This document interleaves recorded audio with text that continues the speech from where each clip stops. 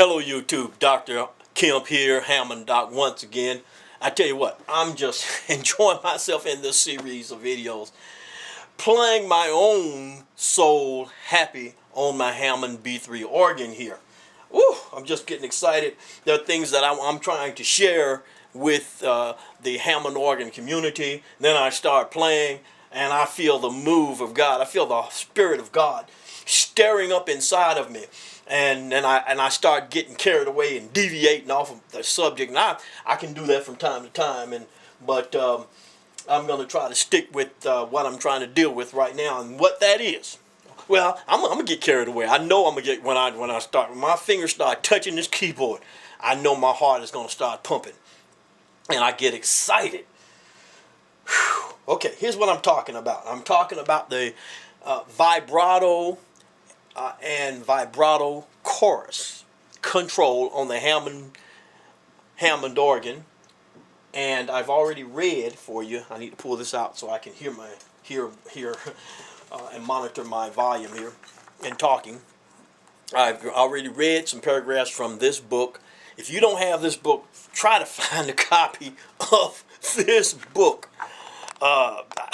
Look it up on eBay, but get yourself a copy of this book.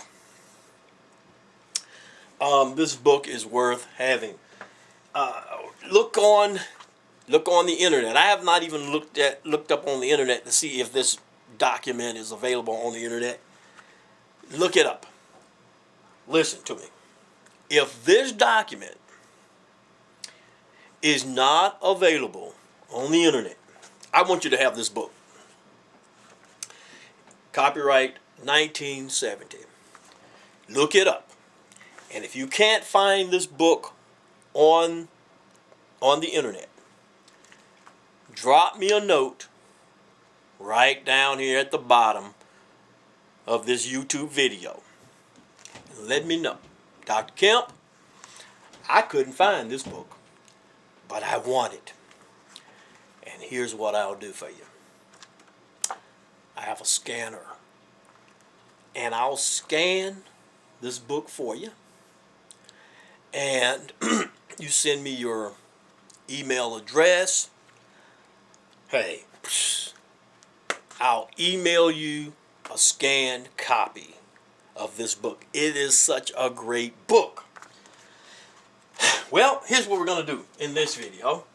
Is we're going to now look at the differences and or similarities, if you will, between compare and contrast the vibrato effects and the vibrato chorus effects. And we're going to go through each one of them. So let's start with V1 versus C1. And then we'll do, because they're graded, see, they're graded. V1 is less than V2, V2 is less than V3. So V3 is the greater of the 3. And therefore it is graded. And the same with C1. C1 has less chorus than C2, which has less chorus than C3, and C3 has more chorus, and it's called vibrato chorus because there's a mixture of vibrato, and as it says is that vibrato and non-vibrato tones are mixed in equal amounts in the vibrato chorus. So when you go to chorus 2, you got more chorus than you have in chorus vibrato chorus 1, and in vibrato chorus 3 you have more chorus than you have in vibrato chorus 1 and in vibrato chorus 2. So we're going to be listening for that in this video. Okay, so let's go ahead and take a look at what we're doing here. I'm going to cut it off. I'm going to start with V1. Corral is off. and I'm going to tell you what I'm going to do. I'm going to go ahead and unplug my tremolo cords, because in the last video I kept hitting my switch which was not my intention, but it was out of the habit that I formed in using the Leslie tremolo corral switch. So, but that was not my intention. So now it doesn't matter. I can hit the switch all I want.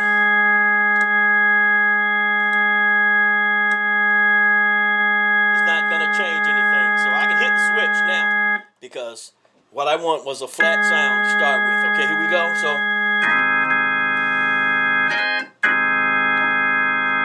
now this is V1. Turn the camera so you can see what I'm doing. That's what V1 sounds like. V2, V3. V1 versus C1. So the same amount of vibrato, but now we got chorus.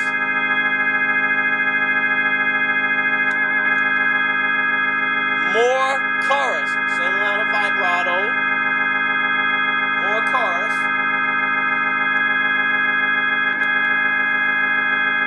Even more chorus on number 3. Alright, so here we're going to do this. We got V1, C1, V2, C2, V3, C3. So now, if you check that out, each time when I would hit the V, as it said here in the book, the vibrato, the V's added warmth to the sound, to the tone, while the chorus seemed like it opened it up. So when I'm playing, I notice that when I put it on C, it opens it up, so it makes it sound louder. Now, whether the volume increases or not, I'm not sure that happens.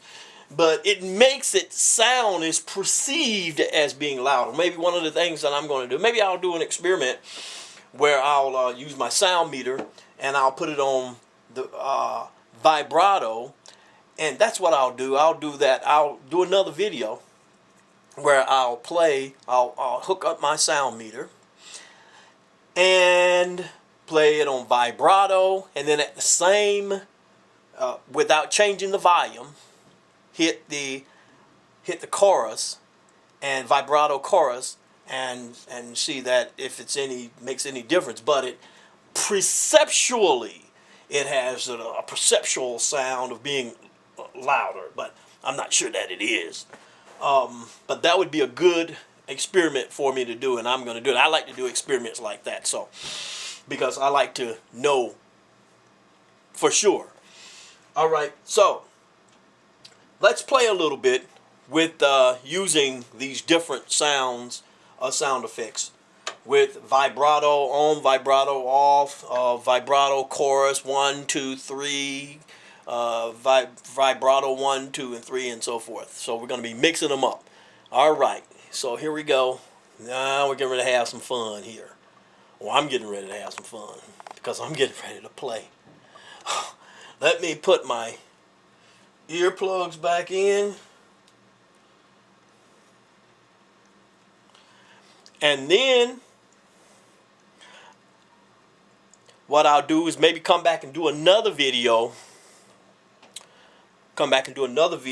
With my tremolo and corral turned back on, and using the vibrato and vibrato chorus selectively, and let you hear what that sounds like. So I'll do another video on that. But for this one, the tremolo and corral is off, okay? So we got straight organ until we use the vibrato and vibrato chorus switch.